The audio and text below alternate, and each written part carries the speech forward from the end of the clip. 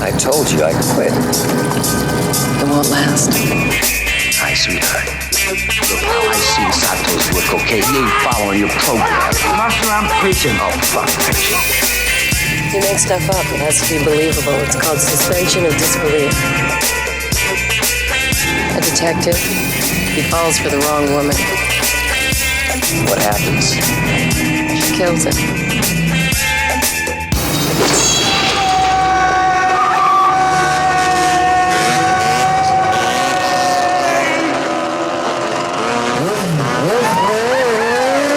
Hey everyone, welcome back to another episode of Sleazoids, the podcast where we go down the rabbit hole of 20th century genre fare, from the most influential canon classics to the trashiest exploitation films we can get our hands on, and invite you to tag along in helping us create a canon of sleaze.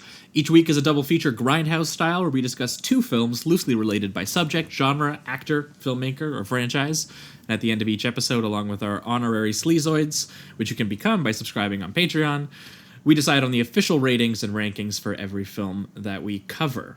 Patreon subscribers also get an on-air shout-out and 2 bonus episodes a month. The first of which was 2 weeks ago. Oh, yeah. Or 3 weeks ago. Yeah, it's hard to keep track. Yeah, and so many episodes now. And the second of which was last week. So there's now 2 episodes backlogged in the catalog for you guys when you subscribe. Speaking of which, since we've launched those 2 episodes, we actually have got some new patrons to thank to give them their on-air shout-outs. So we want to give a huge shout-out to Stephen Carlson, who was big on the show from the very, very beginning, gave us all kinds of recommendations. Now I feel like we're going to do one of his recommendations. So thanks so much, Stephen. Alex Keys and AJ Albright. So thanks to all 3 of you guys for checking out the show. Next week we got a special episode, bonus episode just for you guys. So look forward to that. That's going to be your plug for the week. Oh shit, other than iTunes. Go to iTunes and rate us. Assholes. I'm kidding. But if you guys are listening to it on iTunes, we would hugely appreciate it. If you would go in there and give us a good old rating and review. All of those helps the show. Really helps us climb the ranks on iTunes and get some more listeners, which will help us get more content to you guys. Those are your plugs. That's it for that. We promise. Yep. So free listeners, 2 weeks ago would have been the last time you guys heard from us. And what were we talking? We talked... We had Chris Stuckman on, right? Yes, Yojimbo and A Fistful of Dollars. Yeah, so that was a fun one. If you haven't heard that one, go check that one out. But for patrons, you guys would have last heard us a week ago where we talked Rambo, First Blood. Oh, yeah. And we compared it with Rolling Thunder, which was a hell of a double feature. 2 insanely violent Vietnam-era action films. They were pretty wild. So if you haven't heard that one, I'd recommend going back and checking that one. But this week, we have another special guest for you guys coming on. Danny Bose. How you doing, Danny? I'm doing great, guys. It's good to be here among fellow connoisseurs of sleaze. Yes. And from what we understand, you brought a particularly sleazy feature for us this week. What films have you brought with us, or brought with you, sorry, and why have you paired them together? Well, the double feature that I'm bringing this week is Basic Instinct, 1992, directed by Paul Verhoeven, starring Michael Douglas and Sharon Stone and a host of astoundingly talented character actors. And the second film, 1989's Black Rain, directed by Ridley Scott, also starring Michael Douglas, who is the link between these movies, in that in both of them, he's playing a cop named Nick in both movies. That's true. Oh, I didn't. Yeah, I never even his last name is Curran in Basic Instinct. His last name is Conklin in Black Rain, but he is referred to dozens of times as Nick by everybody, and that was something and Nikki, in particular. Oh yeah, and Nikki at intimate moments, and then there's a slightly like less prominent but equally important, I would say, link between the two is that they're both. The cinematographer of both films was Jan de Bont, who would later go on to direct the all-timer Speed. And Keanu Reeves on the bus. Yeah, so good. And then he kind of had the Stephen Daldry career trajectory where, like he had the good first one and then fell off a cliff, Yeah. Or did Daldry have a Jan de Bont? Yeah, and he shot Die Hard too, right? He's like an excellent cinematographer. Oh, yeah. Jan de Bont was an elite cinematographer before. I mean, he was so good at being a cinematographer, they had to let him direct. And then, it didn't work out so great, but, What did he do after Speed? He did Speed 2. Fucking Cruise Control. He did Speed 2. And like he made a whole bunch of bullshit after Speed 1. Yeah. But yeah, as a cinematographer, he was top notch. And there's this like lovely kind of dreamy, like kind of tactile smokiness kind of that he brings to both Basic Instinct and Black Rain. Yeah, he shot these only like 2 or 3 years apart. So yeah, they were like part of a very distinct and period of Michael Douglas movies, which also include, like in this period and like along this line, Fatal Attraction is another notable entry in this Michael Douglas period, as was Disclosure. This wouldn't have been too far after Wall Street either. No, and it was coming right after Wall Street. Yeah, so it was kind of just like king of the trashy men here. Yeah. Oh yeah, and we'll definitely get into that. Yeah. Yeah, and I do think that this period is inaugurated with Wall Street, where all of a sudden Michael Douglas is playing like the embodiment of a certain type of white male American sleaze. He's like just very in Basic Instinct and Black Rain in particular, like it's where the clearest parallels in this are apparent. Like he's always at any moment in both of these films, he is at most a second away from just explosions of full-on rage. Yes. Just roiling with demons and all kinds of shit that he's trying to barely keep repressed. Yeah, he's on the edge throughout both films. Yeah, every scene. Edge, absolutely, and frequently, explodes. He does not. He does not do a very good job of keeping it together in either. He's always blowing up at people, and like literally waving his dick around, and just like and figuratively waving his dick around. It's like because when Josh asked me about coming on the podcast and said it's called Sleazoids, I was like, and Aiden, you give a double feature. I was like, well, we got to do Mikey D, man, because that's just this has been like a personal hobby horse of mine for going back. Like I saw Basic Instinct in the theater opening weekend, and I had been looking fucking forward to it for like months beforehand. I was like, oh, that is going to be dope, and it did not disappoint. Never has. It's it's aged like a fine wine would aspire to age this well. Awesome, man. Awesome. All right. Well, I think are gonna get into it. What do you say? Basic Instinct? Basic Instinct. Let's do this. Basic Instinct. You're in over your head.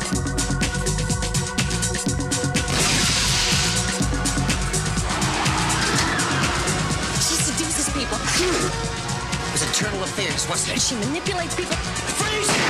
How much did she pay you? You wanna play it? Come on! She knows where I live and breathe. All right, so we are talking Basic Instinct, the 1992 film directed by Paul Verhoeven.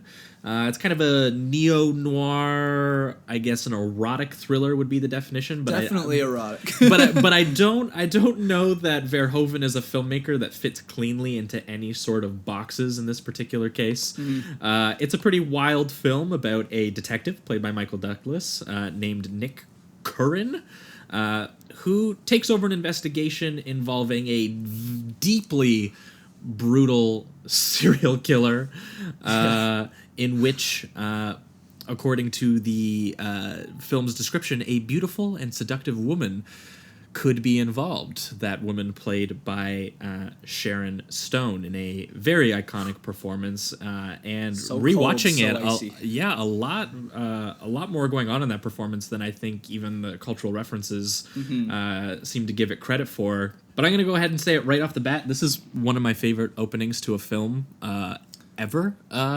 It is balls to the wall. It's so brutal. It is absolutely insane, and it starts out with just this image of like what looks like a fractured mirror with motions happening in it, and you kind of question at the moment, even having not known exactly what was going to happen, you could probably guess that it's something sexual, but also it seems really aggressive.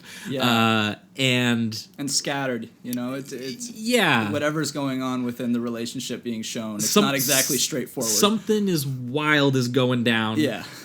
And the fractures and the way that it slices and the way that it's shaded, it kind of matches the lighting and shadows of the actual framing of the mirror on the top, and we pan down and we see that there's some sex going on.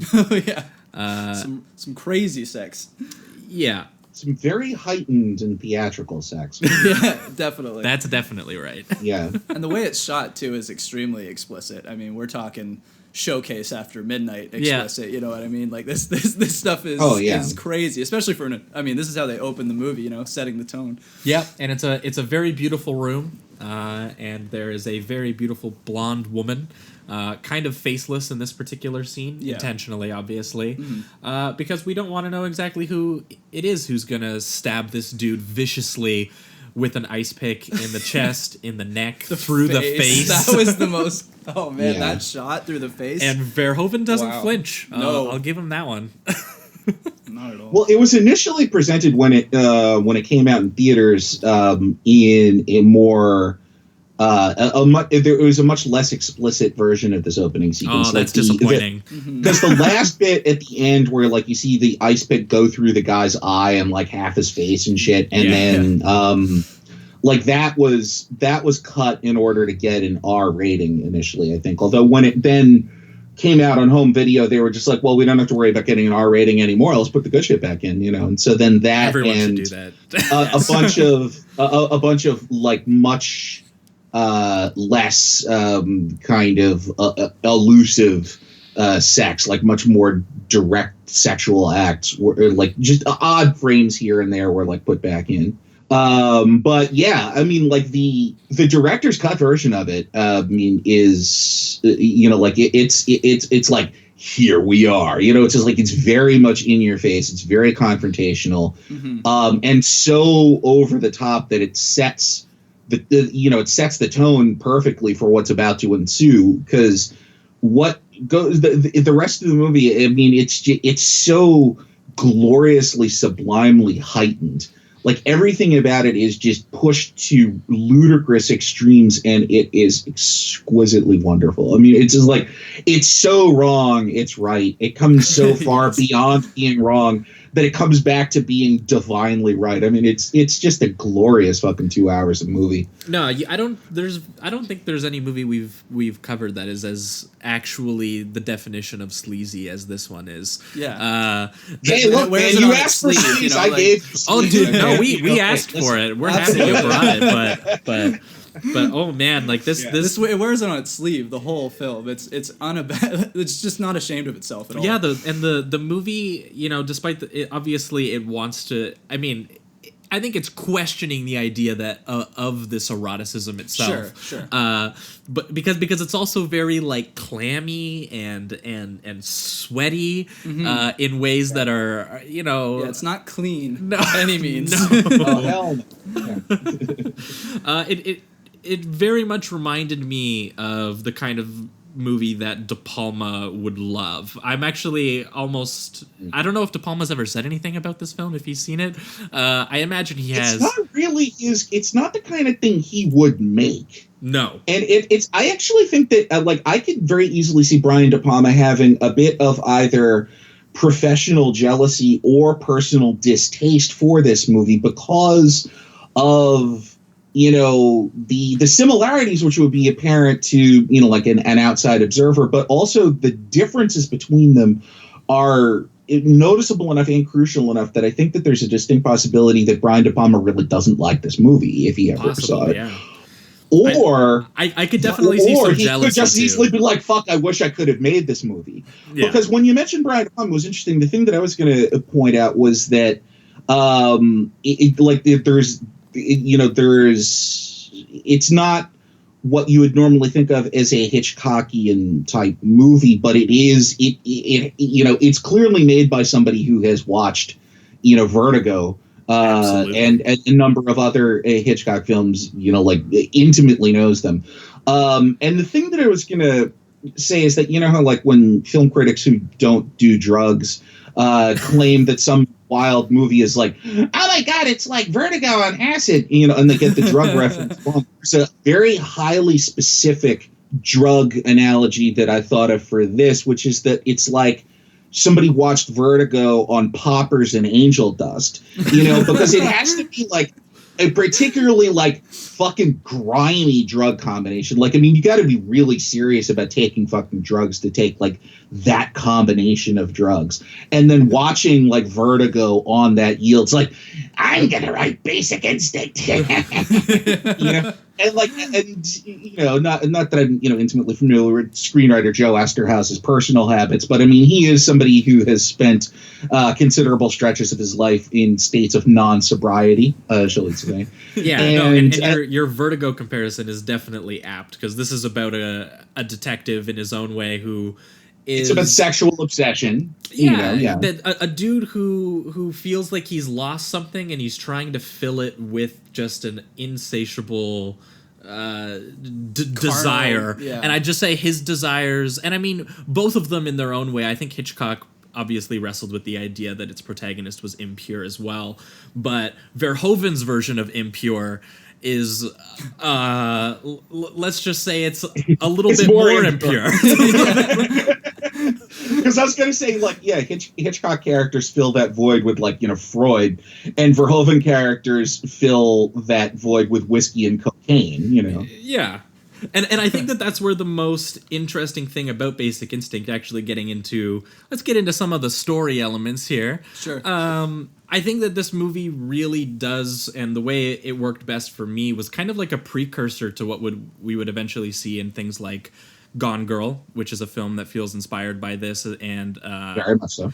And another film which goes back to Hitchcock as well, most recently Phantom Thread, where you see kind of two sort of sick, sociopathic to psychopathic people kind of find love, who honestly kind of find, whether it's love or not, it's something. That's debatable there, but it's something. It's to me, this movie was at its most powerful when there was moments where Michael Douglas, who is obviously a bit of a scummy dude, he's not a full-out serial killer like she is, but there are multiple times where he is very willing to let it slide that she is a brutal serial killer, and the first thing that we see is him coming into the film and watching her crime scene and and taking a look at the carnage. Yeah. So he knows immediately what she is capable of, and the rest of the movie is almost him trying to find a way to get around that. Yeah, he's to just be trying with to her. justify it in any possible way, shape, or form.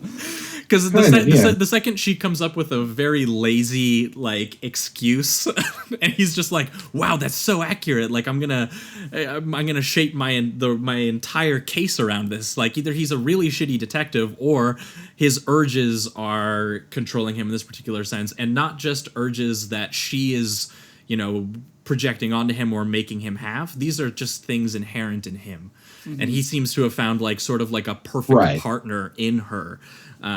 Which is, to me, where this movie gets very fascinating when we reach the ending, but we won't get to that quite just yet. Right. Instead, it's not that he's a bad cop so much as it is just that his dick overwhelms all other influences in his perception of the world, because the rational part of his brain and the cop part of his brain is this is, she's not the most innocent person I've ever met. And yeah, it kind of looks bad, is what his brain is telling him. And his dick is like, whoa, hold on. Fuck of the century. That's what he says. Yeah. That's what he says. Yeah, his dick is like, let's not, put the cart before the horse here, man. Let's fuck some more. And we'll have a clearer look at things. After we fuck a couple more times. Yeah, gotta clear his head. And then over the course of the movie, you're pointing out, because the thing, it's pretty clear, especially considering the sequel, which is a terrible piece of shit. But that the sequel makes it explicitly textual that she is a serial murderer and that she has killed all the people that she's accused of being killing. But if you sort of I guess take like a deliberately naive look at the events of the original film, it is a bit ambiguous about whether she actually did it or whether she's this Machiavellian mastermind that set up everything and framed all of these other people. Like, it is explicitly ambiguous, although, you can put two and two together and it's like, Occam's razor dictates that, she did it, because it's just the simplest solution. Oh, God, there was a reason why I started babbling about this shit. And now I totally fucking forgot what it was. Oh, it's all good, man. Well, no. Here goes. I just remember what it was. Yeah. Okay. So what she did was, in order to preserve the purity of Michael Douglas's sense of her as being just like, nah, she's just my girlfriend and she's interesting. She's not boring. She systematically removes all of the people in his life who appeal to his rational impulses. She gets rid of Jean Triplehorn, Michael Douglas's therapist and ex-girlfriend, and who he bangs once or twice over the course of the movie. It's an on again, off again relationship. She's constantly just being like, doubt her. And then there's his down to earth, hard bitten realist, veteran partner, George Zunza, who, dispenses all kinds of, salt to the earth and pretentious down to earth. It's like, she got that magna cum laude pussy that done fried up your brain. Bon mots of that sort. Which to be fair, is probably the most rational thing that anybody says in the movie. Oh yeah, no, he's that good friend that's trying to get you out of the crazy, man. Yeah. He realizes what you're dating, and he's like, no, you got to go the other way, man. You got to go the other way. And what's amazing all of the is reasonable people get killed in this movie. That's the thing. All of the reasonable people are just fucking dead by the end of it, and it's just these sexual psychopaths fucking to high heaven with an ice pick under the bed. Yeah. And what's awesome is that Verhoeven telegraphs all of this in his filmmaking, especially in the very iconic interrogation scene when that kicks in, because because the leg move. Yeah, well, because he makes all capital letters. Leg move. Yeah. Yes, exactly. He makes very clear in the sort of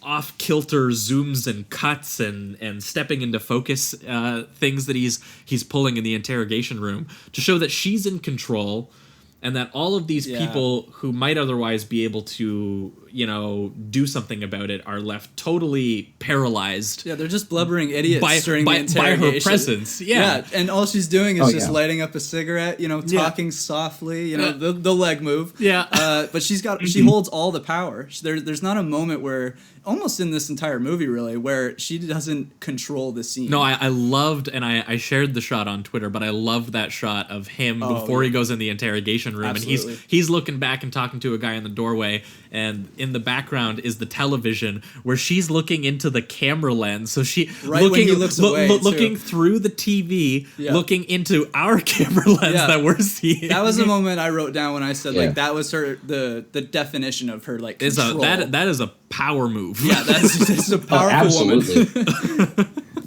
Yeah, and the key, conflict in the whole movie is, control versus chaos. It's like utter, complete rigid order versus chaos. And she represents, control and order. She's, self-possessed to an almost preternatural degree. And all of these men no are just like falling all over themselves and fucking just dropping dead left and right over the course of the movie are all, completely, governed by their, titular basic instincts. That she's the one rational actor, the one self-aware actor in the whole thing, capable of rationally, ordering and manipulating everybody else. And they do point out that, it is very significant that she's a student of and a practitioner of psychology.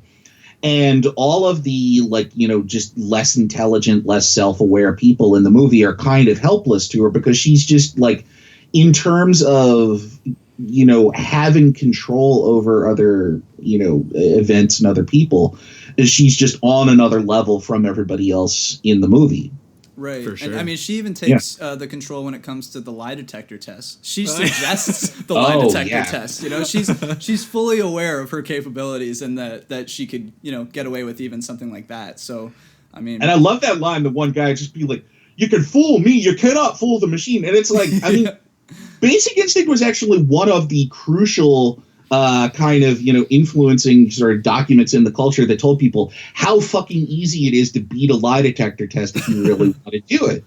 Because it measures, variations in your, heart rate and, and all those various physical indicators. Whereas if you go into the test, fully in possession, in control of yourself and enough, just in control that you don't allow yourself to, get thrown and experience those variations. You just keep it steady. You pass the thing. That's why polygraphs aren't admissible evidence. But in this world, in this fictional world, they still had this ardent belief in the supremacy of polygraph machines, and that through her, diabolical, which is why. In real terms, her intelligence as it's presented in the movie, it's not like genuine diabolical genius. It's like a sort of limited intellect's version of diabolical genius. Because, I mean, and not to be too insulting about Joe Esterhaus when he wrote this movie, but, I mean, he was a very, kind of, lusty Saturnine being who was, writing the thing high off his ass with a hard on. Yeah. So it's so her diabolical intelligence is diabolically intelligent by that baseline. Yeah. Sure. But yeah. I mean, but the logic of the movie is entirely internally consistent. Mm-hmm. The construction of the narrative and the way that it goes is immaculate. Oh, and what Stone actually does with the character makes a huge difference too. Oh, yeah. I mean, she definitely elevates it because when there's that famous just litany of actresses who turned the role down, and after you see what Sharon Stone did with the role, you go down that list, which is basically literally every actress of an appropriate age in Hollywood at the time. You go down that list, and there is not one person on that list who you can imagine doing something as just larger than life and, just robustly alive and, fascinating as what she does with the role. It's one of, and I'm not, I realize how hyperbolic this sounds. It's one of the great screen performances. It's definitely one of the most compelling and just, ferocious screen performances. But I mean, it is a Hall of Fame screen performance. Yeah. She just not only nails it, but elevates it, which is, doesn't grow on trees. I mean, it's the only thing you can do. And this was her breaking role too, wasn't it? Wasn't this her first major breakthrough role? Could have been. I'm not sure. Danny would know. She'd been in a few things before then, in a few featured roles. She was in a couple, they made a couple Alan Quartermain movies in the 80s where she was Richard Chamberlain's blonde sidekick.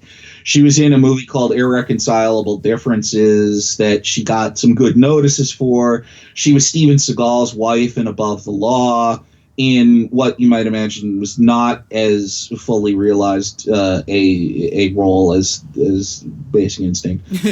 But what she had done most recently before this, which is why Verhoeven reached out to her, was she'd been very good in Total Recall as Arnold Schwarzenegger's wife, who turns out is, like working for the bad guys. And she's fucking great in that. And it was basically like when Verhoeven was just burning through every single actress in Hollywood, like Gina Davis and Julia Roberts are like, no, dude, I pass. Verhoeven was just getting frustrated and he's like, fuck, who do I know who can do this? Oh, let me ask Sharon, and she was like, I don't know. And he was like, no, come on, you must do this. It'll be great film. It'll be fucking great film. We make classic. And she's like, all right, as long as the check's clear. Classic Dutchman. Yeah. Oh, yeah.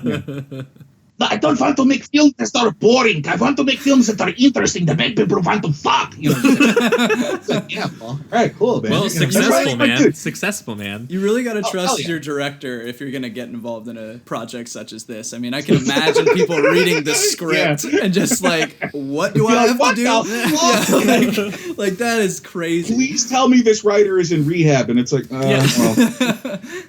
right here at the table with me. Sorry. No, and Verhoeven does it right by just being in complete lockstep, like, with the perversities of this film. Like, only a dude who is like, no, this is a genuinely sexy and terrifying situation, and I'm gonna film it like it's both.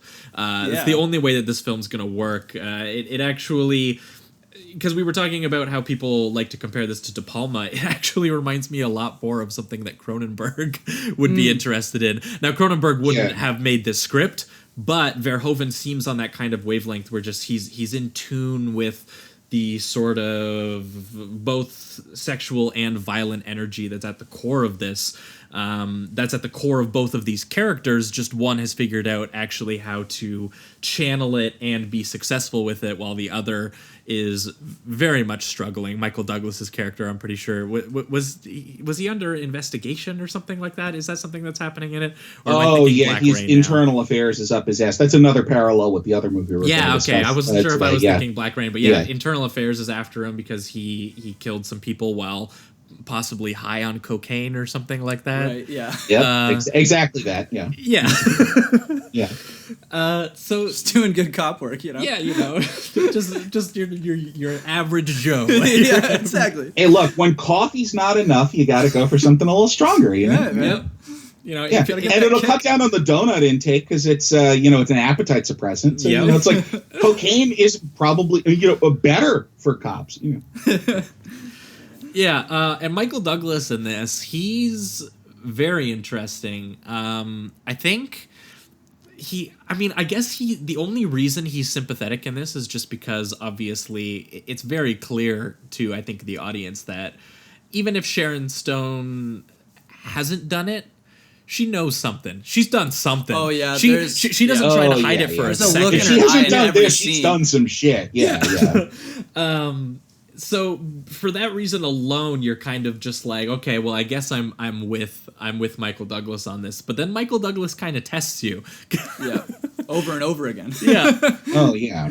The thing that also just about what Michael Douglas kind of presents and represents in this, and something about like the kind of overall, kind of color palette that de Bont and Verhoeven are working with here. It kind of brings to mind, like, what if the timelines, like, lined up with this? Like, what if, like, Hieronymus Bosch painted a psychology textbook, like, specifically, like, a chapter on sexual dysfunction in a psychology textbook. And Michael Douglas is, like, that perfect, kind of, like, like, guy in a Bosch painting, like, with a fucking forked dick. Just trying to fuck everything. It's this fascinating, kind of difficult at times to look at, but still really compelling.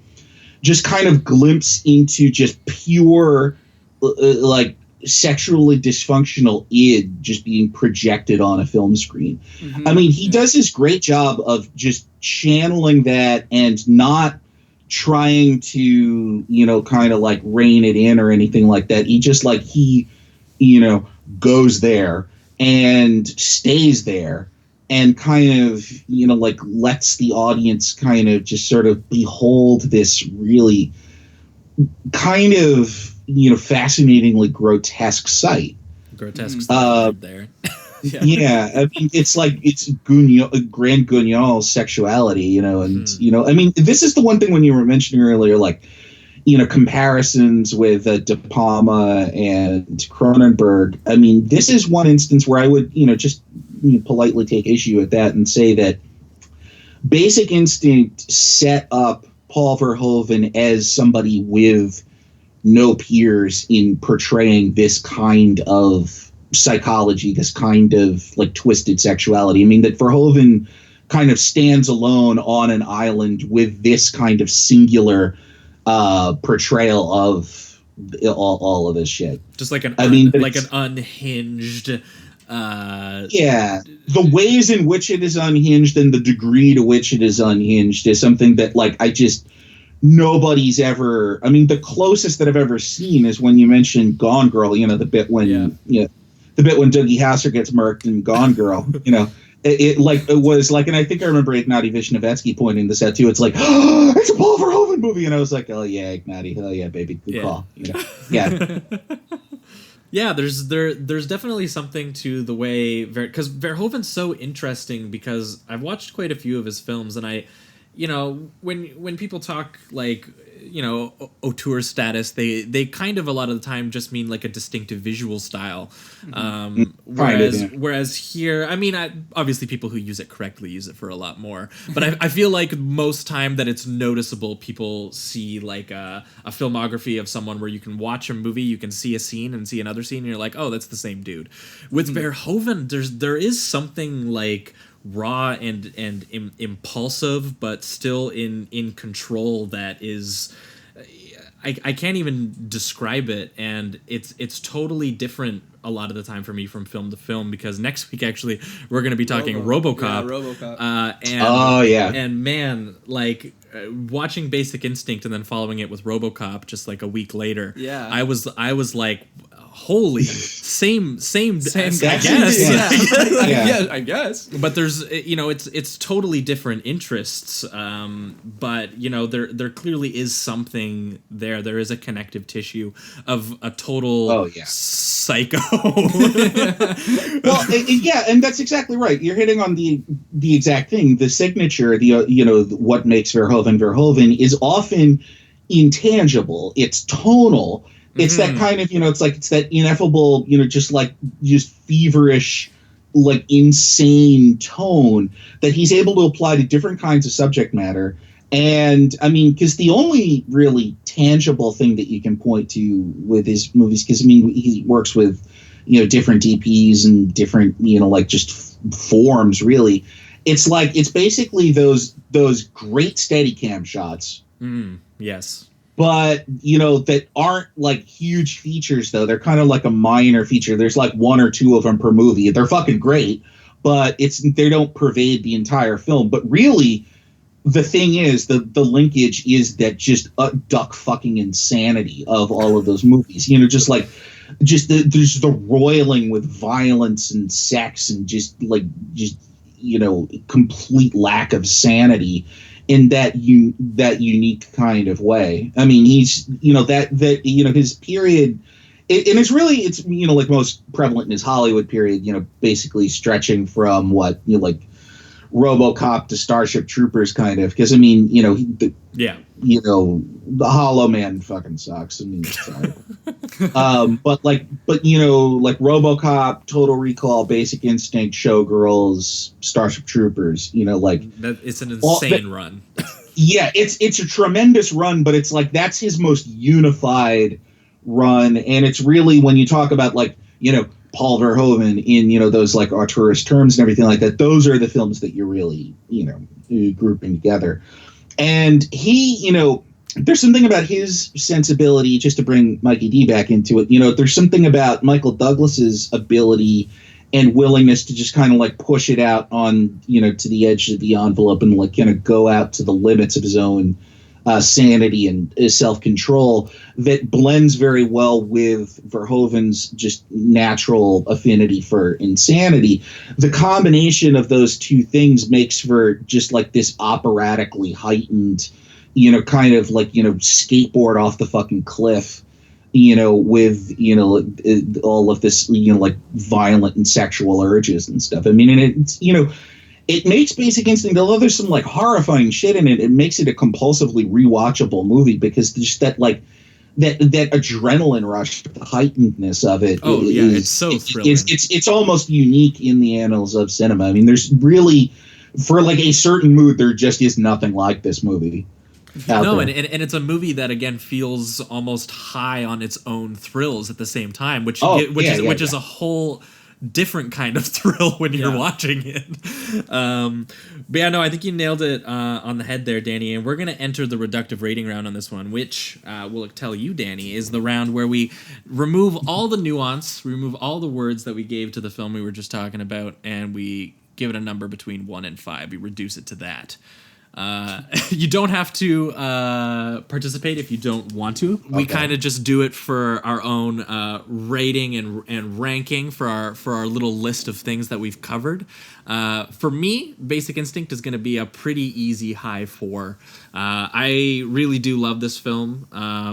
I think it's one of the stronger Verhoeven ones that I've seen. I'm going to be honest, and I feel like a bad film Twitter member for not having actually given this a rewatch. I haven't seen Showgirls in a long time. I still need to see that. Showgirls is one of those ones that you cannot watch it if you're not in the mood for it. It's one of those definitely needs to sync with the mood for it kind of things. Because I mean, I rewatched it. The first time I saw it, I fucking hated it. I thought it was terrible.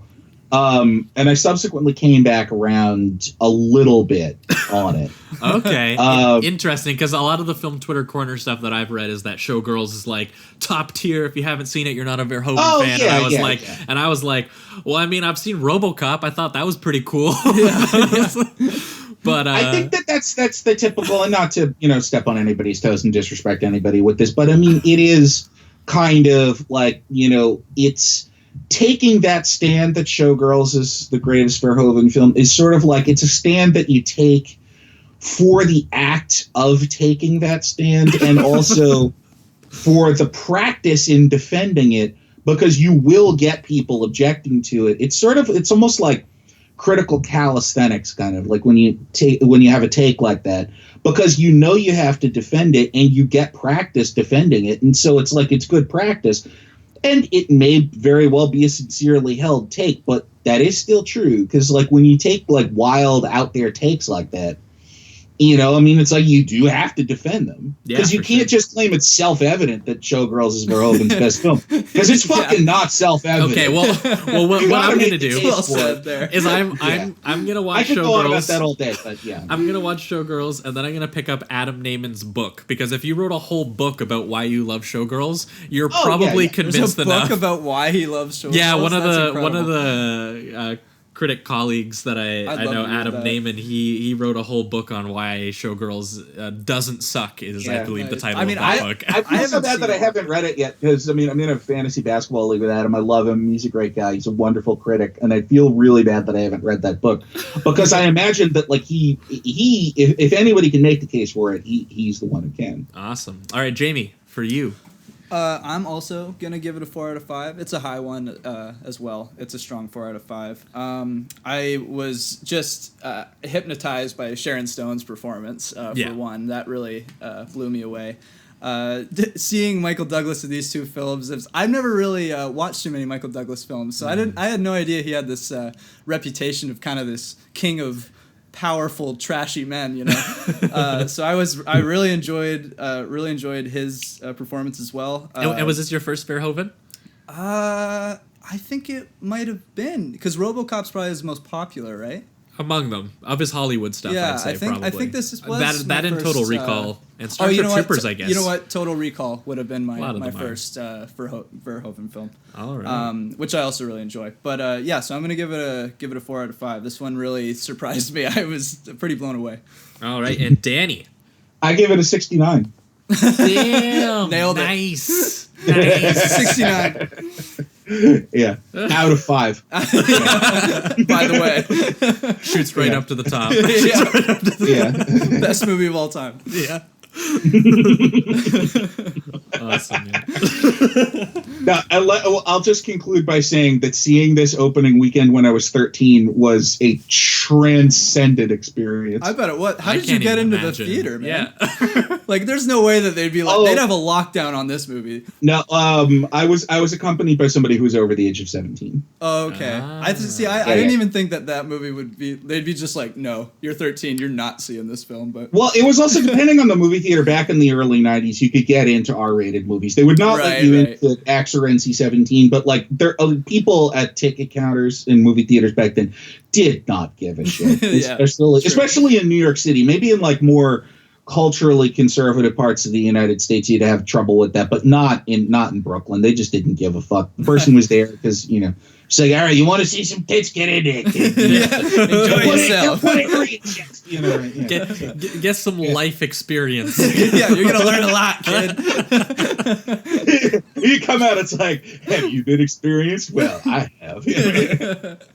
Oh man. All right. Well, that's gonna be it for Basic Instinct. Next, we're gonna be moving on to Black Rain. Oh yeah. So let's get into it. I'm excited. Black Rain.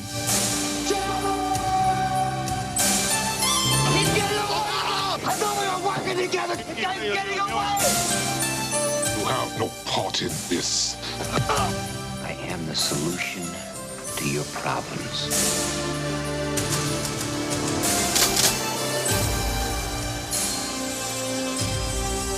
Well, it's not over yet. Here I am, Nick. You can get him, boss. You and me.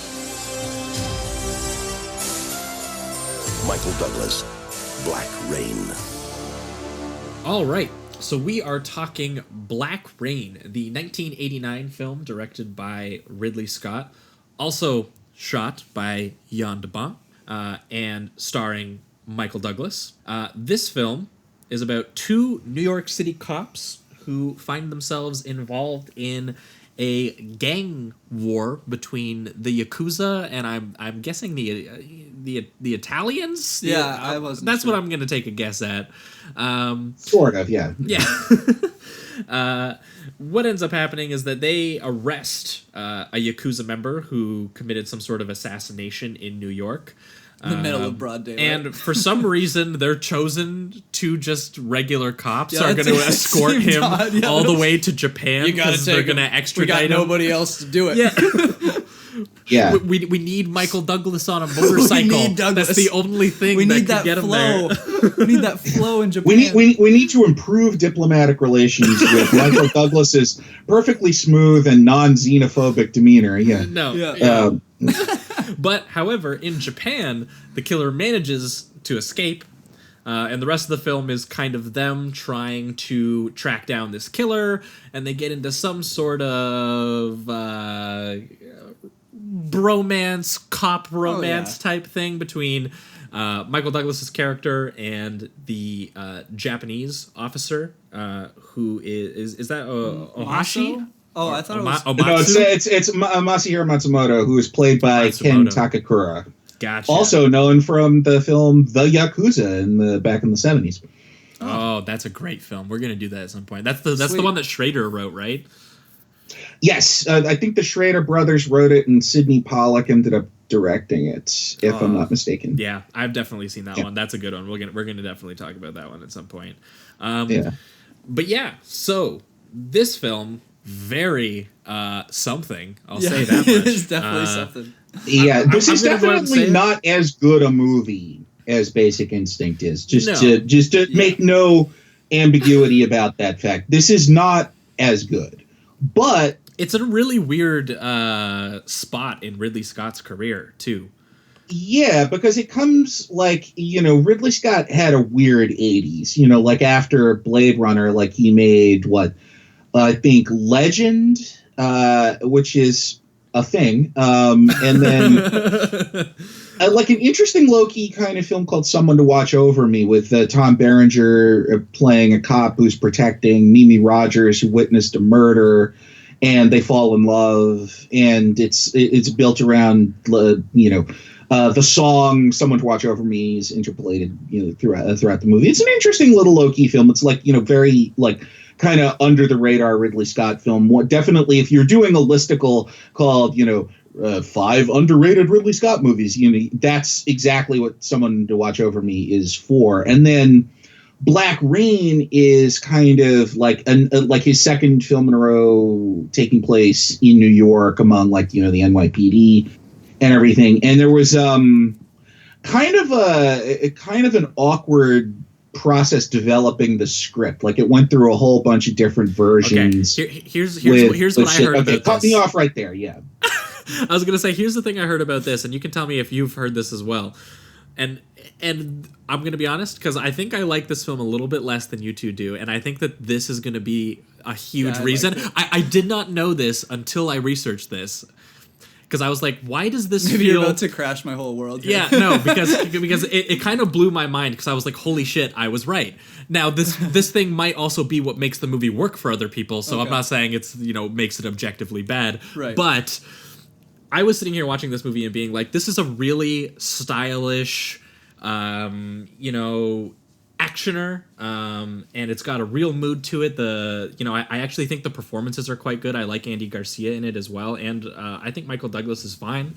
But I was weirded out every time this tried to swing into a sentimental, Lethal Weapon type situation where the two cops are gonna come together. They're gonna be the best of Japan and the best of America, and they're gonna save the day. And every time it switched tonally into those scenes, I was like, why are you doing this? Every time. I was like, just cut that half hour out and I would probably love this movie.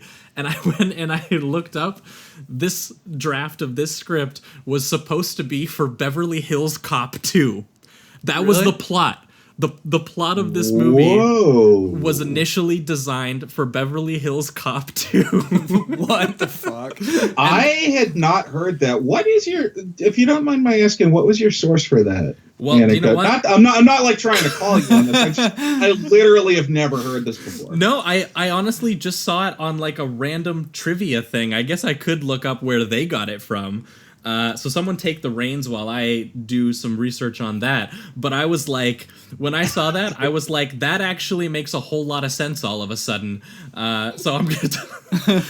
Well, because it is true. Whether or not that's literally true, I'll bail out whoever supplied that anecdote. If it's not literally true, it is kind of poetically true. Because there was that whole cycle in the 80s of like mismatched buddy cops was a thing, for almost the entire decade, starting with 48 Hours kind of, inaugurated the period. And, there were several other iterations, Beverly Hills Cop, Beverly Hills Cop 2, Running Scared with Billy Crystal and Gregory Hines, it was something that, it worked once, so they just did it over and over and over again.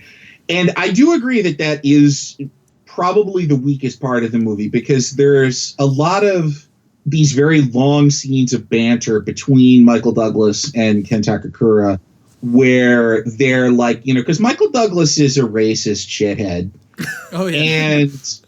And Ken Takakura is a total tight ass. And those things are sort of like, and being the American cop, Michael Douglas is very, he doesn't play by the rules. He's a maverick. He flies by the seat of his pants. He goes by his gut, not the book. That whole kind of shit. Which, when you think about it, there were some appalling police practices that were given such enthusiastic endorsement by Hollywood that entire decade. So it's like the conflict of, doesn't go by the book and doesn't go by his gut. And, ultimately they managed to find, common, course, through their shared love of and devotion to justice. But it's difficult, and the easy conflict of them being mismatched cops does, it's a source of a lot of, kind of cheap and easy, dramatic tension over the course of the movie. But I do agree that the bonding scenes, they kind of take it a little bit too far, because it would have been a more interesting movie if, because what initially happens, to get into spoiler territory here, is that go for it. Michael Douglas doesn't, have any, he's like these, I don't even want to be, it's like he's the, the one white guy, and all these, Japanese guys, fuck that shit, I'm white, this is bullshit.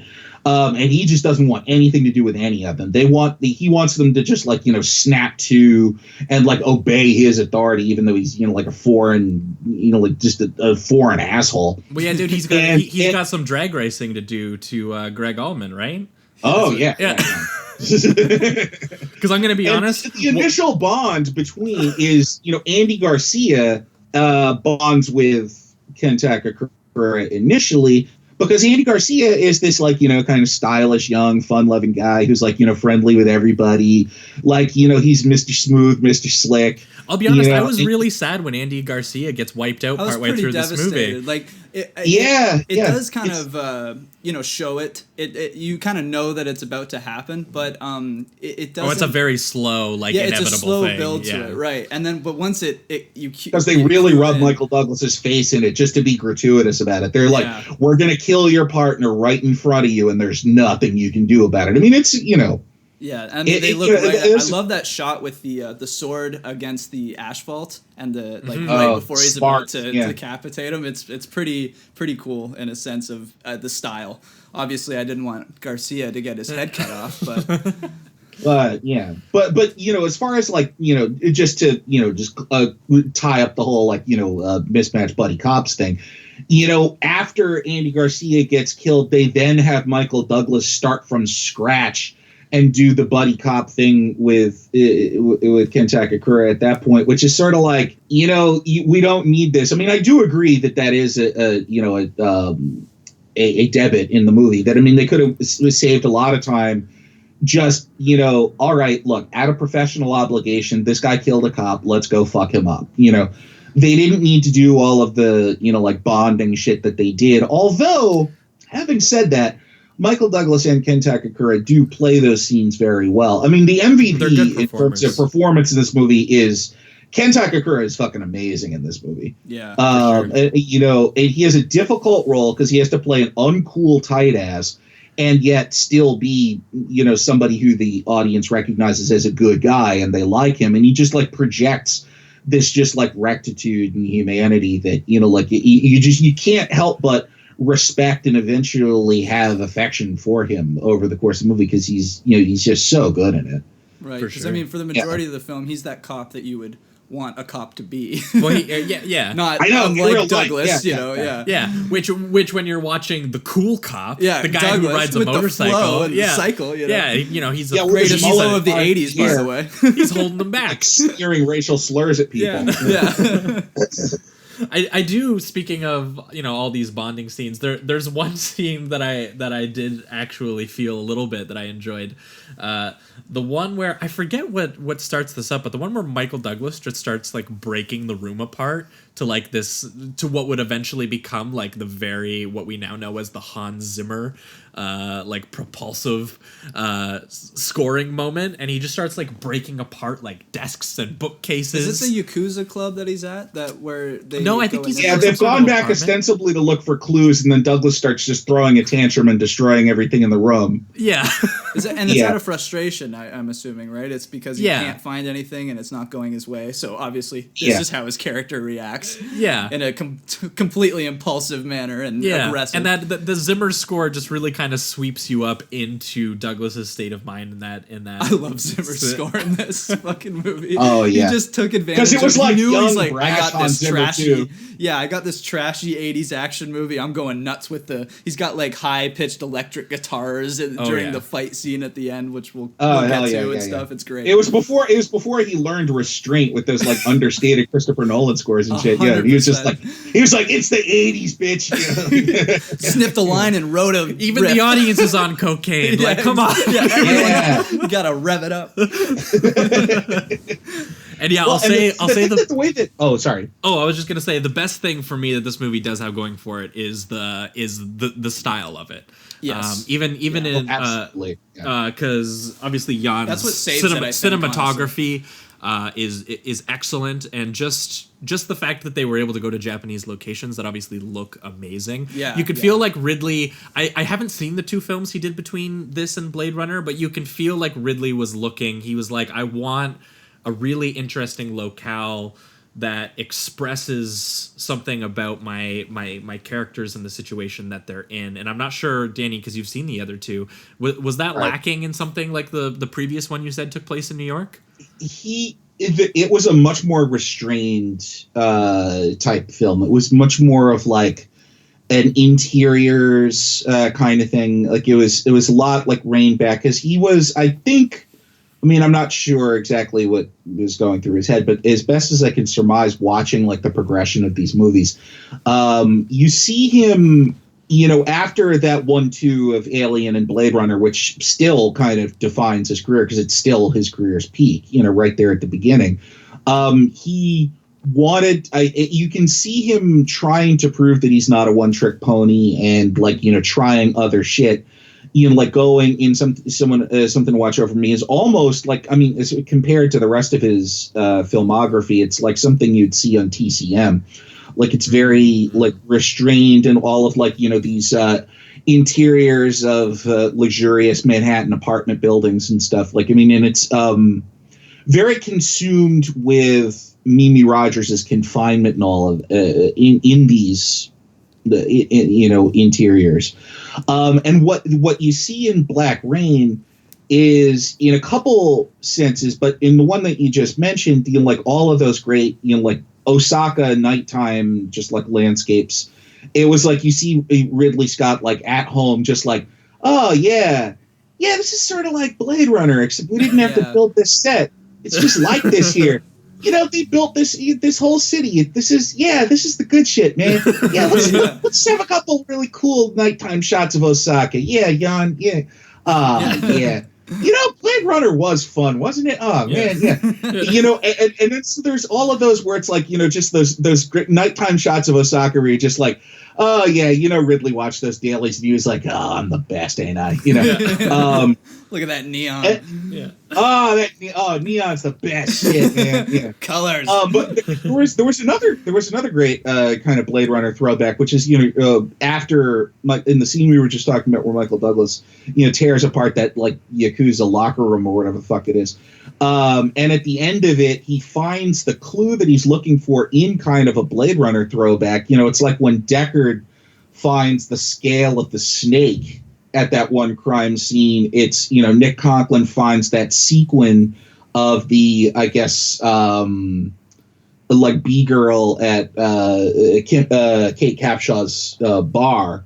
Oh, right. Who they then are like, oh yeah, that girl who witnessed the murder, you know, she's sort of caught up in it, and through finding that sequin, they make the connection to her, and then they start following her and like, you know, getting to the bottom of the thing. But it was interesting to me to see that linkage with, you know, with Blade Runner. You know, it's like, oh yeah, like, you know, like one tiny thing that you would totally miss in a, you know, a hazy room. Our grim police hero finds the clue and follows the clue because that's the job.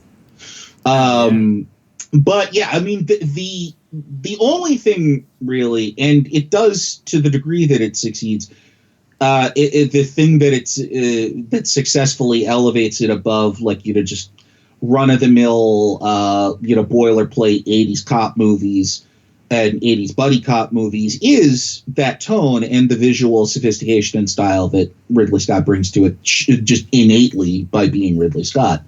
Yeah. If there's any dude who can just elevate material just by, like, you know, you viewing it through how he sees it, Ridley Scott's one of those dudes. Well, it's like the motorcycle chase at the end, the big finale. Like, you know, we saw one in Rambo, which was actually very good. I like that motorcycle chase. But with this one, you can tell it's Ridley because he's got crane shots, you know, over the field and stuff. Everything is so big and large. Even in the shot where the mud spatters the camera lens. Just right, during the fight. I loved that. Yeah, that was great. And it's really interesting when you're just talking about like Ridley Scott tourism, like the transition between the big shootout when Sato, you know, because there's the whole ceremony where the Yakuza gang war is finally being settled and Sato, the villain, is being properly inducted into the proper Yakuza. Mm-hmm. But he betrays them and he kills all of the establishment Yakuza guys, and he and his splinter group are just like running around like blowing shit up and machine gunning people. That whole sequence is very generic. Like that sequence does not like it has very few hallmarks of, okay, this is something that Ridley Scott as an artist spent time doing. I mean, it feels almost as though large parts of the gunfight were turned over to the second unit. But then the transition into that motorcycle chase, which you both noted as well, is very Ridley. And you can tell that he was more engaged in the drama of, okay, all of the bullshit is out of the way. And now we're down to in a very elemental sense, the hero is pursuing the villain. We've established that the hero is a motorcyclist and a good one. And there's the chase where he hunts down his quarry and, gets him. And then they have their hand-to-hand combat where, once again, as they did earlier in the movie, when it comes right down to it, Michael Douglas is able to subdue him. And we've been expecting him to kill Sato in revenge for having killed Andy Garcia. But he learns from Masahiro Matsumoto, and the right thing to do is to bring him in, and because I love that hard cut. Yeah, I love that hard cut so much. It's great. He's like, I'm arresting you, and then all the cops are like, whoa, that loudmouth white asshole actually did something good. Holy shit! Like that's the thing. It's Michael Douglas thinks, yeah, they're in awe of me because I caught Sato, and they're just like, holy shit. So just shifting from that into the reason why I included this movie as part of a double feature of Sleaze is that Michael Douglas's character in this, Nick Conklin, is, I think, even more morally compromised than Nick Curran in Basic Instinct, which, you think, holy shit, he's more fucked up than the character in Basic Instinct. Because his character in Basic Instinct, he was essentially, as Gene Triplehorn tells him at one point, it's like, you're a good cop. And to the extent that he's like an investigator who's able to like follow clues and put things together, and he's like tenaciously pursues the process, and he has an interest in seeing justice done, it is true. He is, he's a good cop who's got a serious drug and penis problem, but he is a good cop. Nick Conklin is a really dirty cop in Black Rain.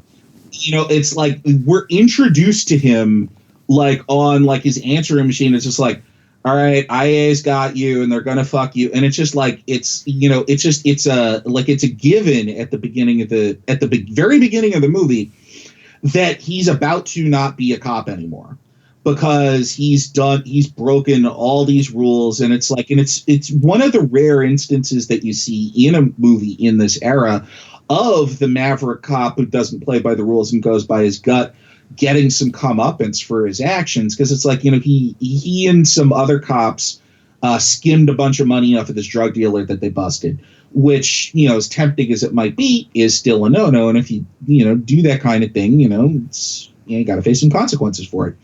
And it's when they send him over to Japan to escort Sato back to hand over to the Osaka police.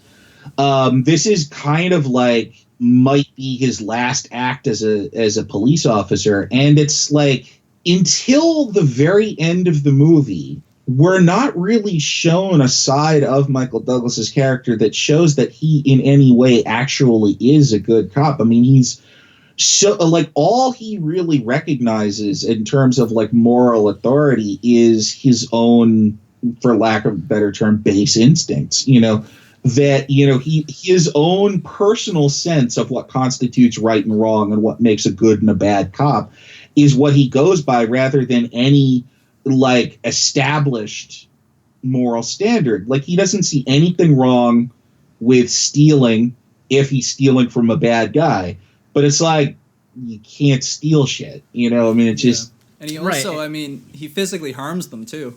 Yeah, and because he beats the dude on the plane, even though punches him right in the face. Yeah, he's annoyed by him. Just because he's annoyed by him, it's not to defend himself at all. He just clocks him in the fucking jaw because he doesn't like the way he's looking at him.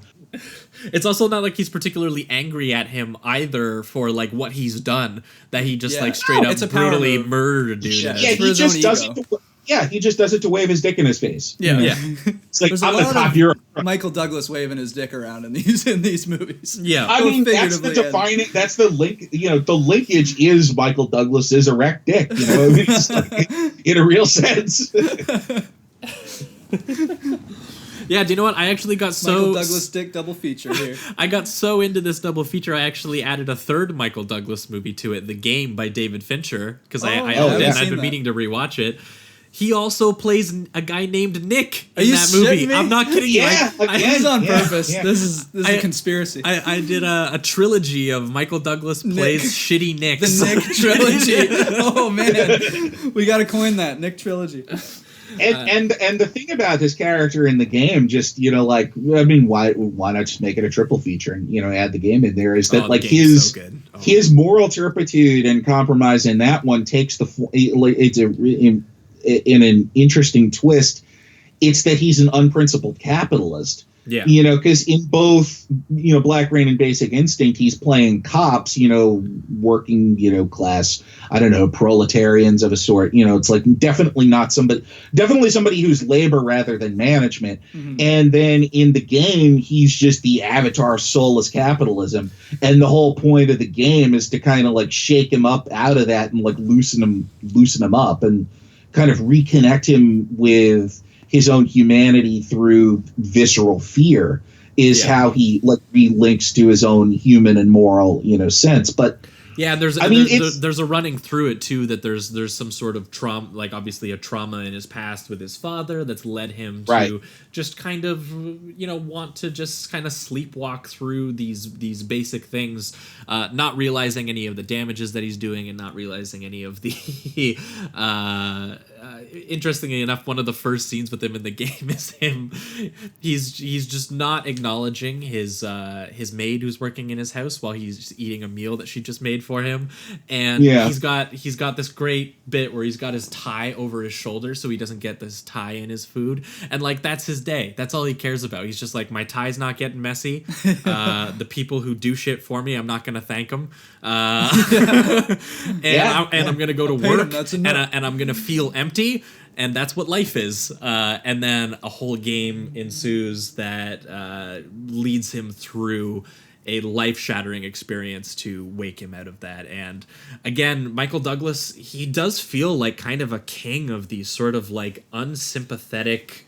I've never seen it's kind of the dark side of the white American man kind of thing. Yeah, I mean, it's this whole cycle of films that he did that where it's like consistently exploring the weaknesses and the moral rot of white American men. And I can't imagine other actors in a lot of these roles because again, he's so just inherently deeply unlikable. There's something about his face and the way that he speaks to people that I'm just like, just cold. Well, there's something. I mean, if you go through and like you find like a defining link between Michael Douglas's roles and his work as an actor, his ability to just completely throw himself into material is probably that thing.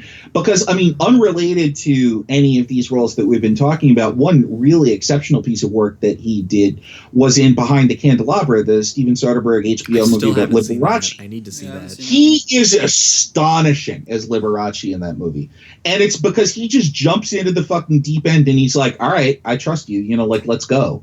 Let's do this. Like he doesn't hold anything back. He throws everything into it. And it's like you forget that it's Michael Douglas for a while. Because he's just like when he's focused and when he's locked in, I mean, his ability to completely immerse himself in the role and in the milieu of the movie is really kind of admirable. And it leads to all of these things, just to, bring it back to Black Rain, where, his complete immersion in the role allows you to read all kinds of, like different facets of the, the character and what the implications of his character's actions. And it makes for like really, fascinating, expressive work. Because I mean, the degree to which he's like, making rational choices, and this stems from that's like, I don't know how rational one can be when so fully immersed in the work as this. But I mean, like watching the way that he just regards justice as an entirely personal thing that nobody else's concerns are of any validity whatsoever other than his own sense of what's right and what's wrong. And why the fuck should these Japanese people be allowed to speak Japanese in Japan? I'm American. I want you to speak fucking English so I know what's going on because I'm the center of the universe. Maybe if I talk louder, you'll understand me. Like that kind of shit. Oh, and that kind of horseshit. Yeah, but the thing, and it's so great how, like, the movie, where it could very easily, like, lapse into, because, I mean, American portrayals of, Asian characters in movies, I mean, like, there are just, like, horrific versions of them over the years. But, as much as Black Rain could lapse into, like, really racist caricatures of the Japanese, it avoids doing that to kind of impressive degrees for a movie that came out, 30 years ago. Because at all of these turns, when he's just carrying on like a total fucking asshole, like you see Ohashi, the commander, the head cop, who is, Matsumoto's boss. Yeah, they're very professional in comparison to him. It's like when Michael Douglas is like, yelling at everybody and cursing at them and calling them racial slurs and shit. Ohashi is just basically very calmly talking to all of his guys and being like, delegating like, okay, you do this and do that because we got it. These are essential parts of the investigative process, and you do this and that and the other. You get me a cup of tea and so and so. And Matsumoto, get the gaijin out of my fucking hair, And then he switches to English. And, like very, like pointedly and very, just like briefly and bluntly, just basically, it with exquisite politeness tells Michael Douglas to fuck off, because he's like, you're an asshole and I'm a professional and, we're in my country. Just shut the fuck up, Well, see, and what I do like about where this movie eventually does go to is, because obviously you've made a good distinction, I think, between Michael Douglas's character as a dude kind of outside of the professional system of policing, a guy who doesn't really fit into it, and for good reason. If anything, it presents the professional version as the good version, and him as the shittier version of this. I think that's why I like the movie, because it definitely does that. It does, question his character. A worse movie would have held him up as the good guy and and done like, like racist bullshit to get you to laugh at the Japanese guys. Exactly. But this doesn't. This does not do that. But very easily. You've seen it in so many '80s movies. That's what they always would do. Yeah. But where he eventually takes this is he's just like, okay, I can't work in the system that they want me to, and he kind of goes into just a straight up revenge picture mode, which is obviously incited by Andy Garcia's death, especially where it gets more personal for him, and you get more sympathetic to his quest in general. Yeah, you're more on board at least. But what's interesting is that it doesn't distinguish it as like more accomplished or better. If anything, this is when the effects kick in and it gets a little bit messier and grosser, and it's where it gets a little, I mean, I guess he does it, and they congratulate him on doing it, but at a huge cost. He got his own friend killed, and it's just like, so it's a really interesting case of he kind of finds a mirror image of himself in this overly violent dude of the Yakuza who seems to be misbehaving even in the violent history of the Yakuza and going a little bit far. Because all of the establishment Yakuza guys are like, this guy's a loose cannon. He doesn't care about anything, man. He's no good. We want to have him clipped. I mean, it's like, we do not endorse this individual's activities. And you're right. It is a very interesting parallel between Sato and Conklin in this, because they are sort of to each other's respective milieus what they, they each, they are reflections of each other.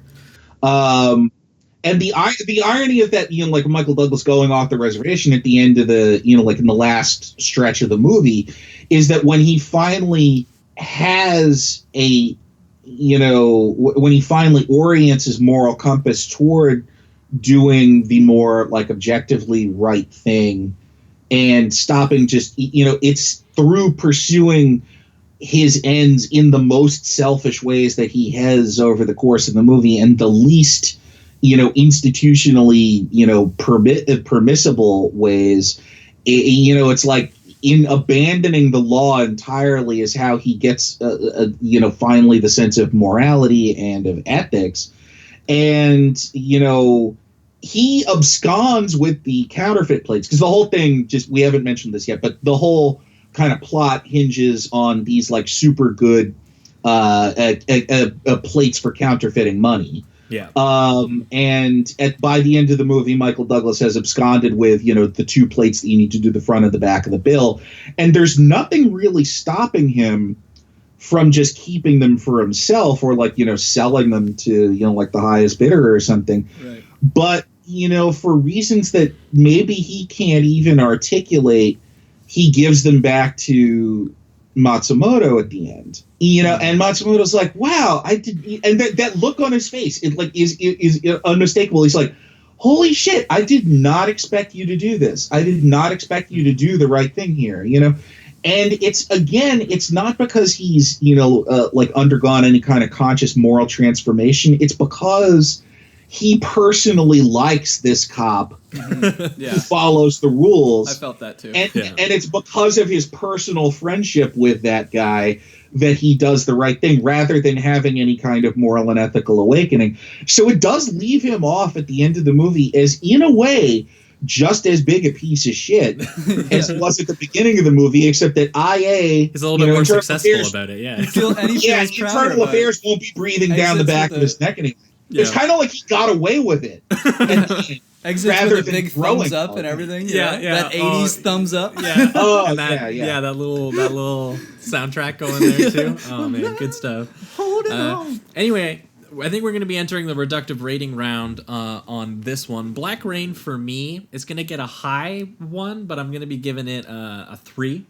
For me, I talking to you both about it, I think I like a little bit more even. Mm-hmm. I do like Douglas, and I do like what Danny was talking about with this sort of this lack of character development in an interesting way. Yeah. And I liked seeing him in the mirror image of Sato.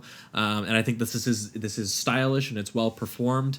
I did just very much feel that this was a really good, moody actioner that was padded out by a lot of Hollywood conventional stuff that really does feel weird in this particular movie, since I don't think Scott is necessarily trying to make a conventional film, and I don't think Jan, the cinematographer, is trying to make a conventional film, and I don't think any of the performers are either. So these weird moments that keep coming up every little while that just feel like they belong in a Mel Gibson movie just threw me for a loop a little bit.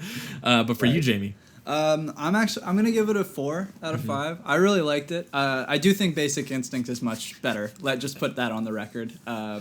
But interesting note, actually, just before you continue, sure. Verhoeven almost directed Black Rain, and really? What a movie that would have been! Really? Yeah, that would have been. Yeah, apparently Verhoeven was briefly attached, and he probably just would have been more violent.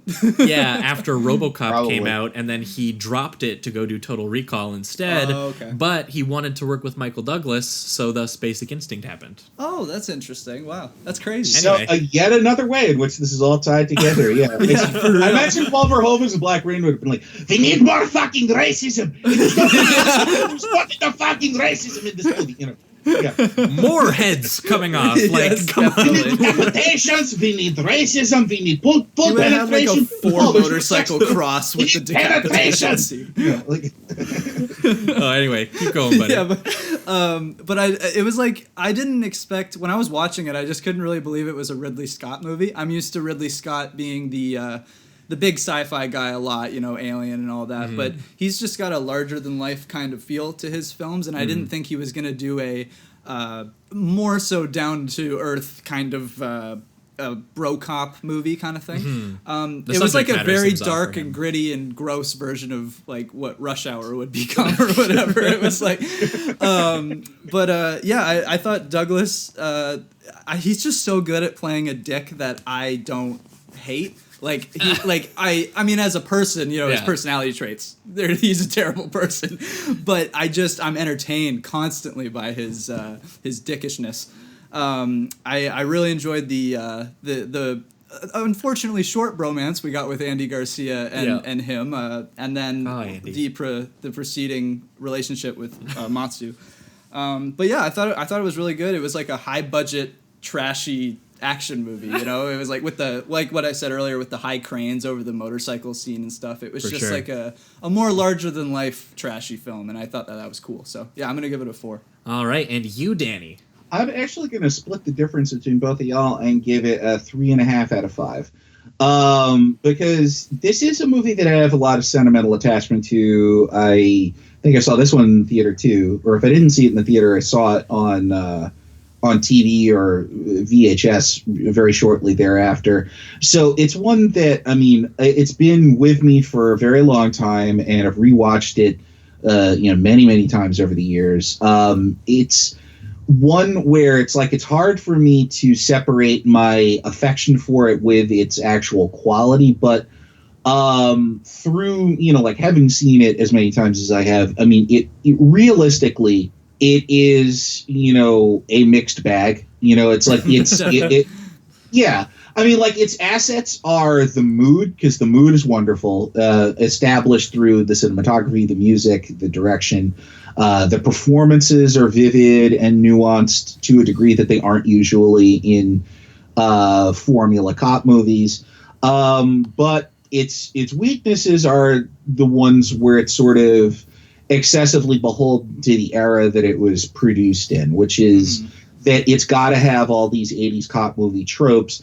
And it's kind of, like, the script, I feel like, is the pretext that's unavoidable to explore all of the things that that Ridley Scott and the cast, try to explore in it, because they're all like, the director is making an interesting movie, the cast is acting in an interesting movie, everybody who's working on it is working on this movie that is of a higher quality and a lot more distinguished in every way than the movie as it exists on the page. Because, I mean, I read one of the final scripts. I don't know whether it was the shooting script or whether it was a draft or two before that. It does not read interestingly at all. Like, it's just a pro forma cop movie on the page. With that makes a lot of sense. Yeah, when you really look the setting. It, yeah. And it's also when it went through zillions of drafts. Like, I think it originated as something even more kind of anodyne and bullshit than it ultimately. Because, I mean, the thing is, it's like you guys are saying, it's a stylish genre piece in the end, the final result. But the thing about so many genre films, this is something that's true historically going back to the beginning of the medium, really, is that there are, the recognizable framework of the constructed from the tropes of the genre that allow the producers and the moneymen, the people who are financing it, to recognize it as a worthy investment, to give the creatives the money to go off and explore their own preoccupations, but that it's like part of the compromise is we need, some of this kind of, bullshit that, like, the average Joe will be like, oh, it's one of these kind of movies. Oh, right. Oh, okay. Oh, he's a cop. He plays he doesn't play by the rules. All right. All right. It's one of these movies. All right. Okay. All right. I'm with you. Yeah. And then, totally. It's like you get on board early with that, and then you go for like a nice stylish ride. But, it's the game is the game. It's the way that it's always been. And it's what I really feel like, you do when you're, exploring and luxuriating in genre film. You have to stay cognizant that, there are rules to the shit. Yeah. And, and occasionally they're more, like the kind of mundane realities intrude more often than they do otherwise. And sometimes you get something. Do you know what, like Danny? This is unacceptable. Yeah. Every movie should be RoboCop. There should be no compromise. Yeah. Because I was just going to throw it over and be like, like sometimes you get, perfection, like RoboCop or Basic Instinct or Total Recall, where it's like you have a clear genre piece that's just perfect in every way, but not everything can be RoboCop, and I mean, I don't accept that reality. I don't. No. Well, you see, Josh, I'm older than you are. That's the thing. Okay. I'm more hard-bitten and cynical. I'm George Simpson, Basic Instinct, and you're Michael Douglas. I'm working as an activist. and I'm gonna make every film RoboCop. Every single well, one. I am going to adopt George Zunza and Basic Instinct as my lifestyle guide and coach. I'm abandoning Street and the Maltese Falcon. I'm taking George Zunza and Basic Instinct as my new lifestyle guide. Well, I'm excited to read those tweets. Yeah, all my posts are going to be about Magna Cum Laude pussy now. Awesome. The world Awesome. is not ready. Yeah. All right. Well, I think that about does it for Black Rain. This has been your episode, your weekly episode of Sleazoids. Thanks so much, Danny, for that was a fun one. Yeah, bringing these two films along with you. It was great kicking it with you guys. This is a lot of fun because I really like both of these movies as you have picked up some subtle indicators over the course of the podcast. Oh, absolutely. No, that honestly that's big old 69 out of 5 score. That's all we can hope for, man. Is that people bring stuff that's sleazy and stuff that they can make an argument for because they like it. Those are the only two things that we want. So thanks so much, man. If you've got anything to plug, this is your time to do it. Yeah. Sometime in the next couple of years, I'm gonna have a film called In the Shade that I wrote and I'm gonna direct, and it's gonna come out some point soon. So check your local theater listings for that one. But don't hold your breath for like another 18 months or so. But that's like long term. Short term, I have a podcast called Minor Bows. Where it's sort of taken a new turn recently. Basically, just me ranting into a microphone about stuff for about an hour now. Yeah, you just did an episode on Uncharted, right? The Uncharted series. Ooh. Yeah, my most recent episode is a reflection and a rumination on the literary qualities of the Uncharted games, which I'm very fond and which I play. Excellent. I am too. And replay quite a bit. So yeah, that's basically what I got going on now. So I have if you guys want to of hear more of Danny, which after this podcast, I can't imagine you wouldn't want to hear more of Danny. I would go over to Minor Bows and check out his podcast over there. And we'll definitely keep our eyes peeled for a movie by Danny. What was the name again of the film that you're In the Shade, right? That was it? In the Shade. In the Shade. Well, I'm going to give it a glowing review without watching it when it appears on right Letterboxd. to Letterboxd. And I'm not going to disclose that I know you. I'm just going to be like, this is. No, that's good. This is that's RoboCop. Good. Yeah, this is a Tarkovsky film. It's amazing. Every single film critic I know is going to be fully expected to not disclose their conflict of interest and give it 5 stars and talk about how it's the greatest film ever made. This is going to work out fine. You don't even need to ask me. I'm just going to do it for fun. So it's a good thing that we don't have any incriminating evidence of this conspiracy on recording. Nope, that's right. Yeah. Power of editing too. Yeah, someone's going to go back 3 years from now. They're going to come back to this podcast and they're going to be like, holy shit. You bastard. Yeah. Anyway, guys, thanks so much for listening to this episode of Sleazoids.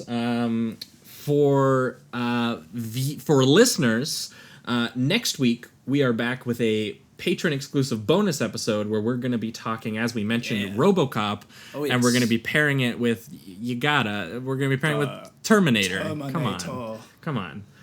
We don't usually do 2 huge movies on the show. We usually try to do one big one and one lesser known one, but we couldn't think of anything for the Terminator that wasn't Terminator 2. Yeah, it worked too well. And we just talked Verhoeven, so why not do some more Verhoeven? And I will take any excuse to watch RoboCop because it's literally one of my all-time favorite films. Absolutely amazing. But for those of you who aren't patrons, we're going to be back in 2 weeks' time for you guys, where we're going to be having on another special guest to talk Troll 2. Yeah. Paired with The Best Worst Movie, which is the documentary about the making of Troll 2. And I haven't seen either of these films, but Jamie seems excited. I've seen the documentary, and it was really good, and I liked it. And then I've seen so many clips of Trolls 2, I might as well have seen the film. So I'm excited. So you guys have those to look forward to. Once again, if you guys are on iTunes already, and even if you're not, head on over to iTunes and give us a good old rating on there. As always, I'm Josh Lewis. You can find me on Twitter at @TheJoshL. And I'm Jamie Miller. Jamie Miller, ACAS, ACAS. And Danny, where can people find you on Twitter? You can find me at ByBows, BYBOWES. Awesome. Anyway, guys, thanks again so much for listening this week. Keep it sleazy. Keep it sleazy, everybody.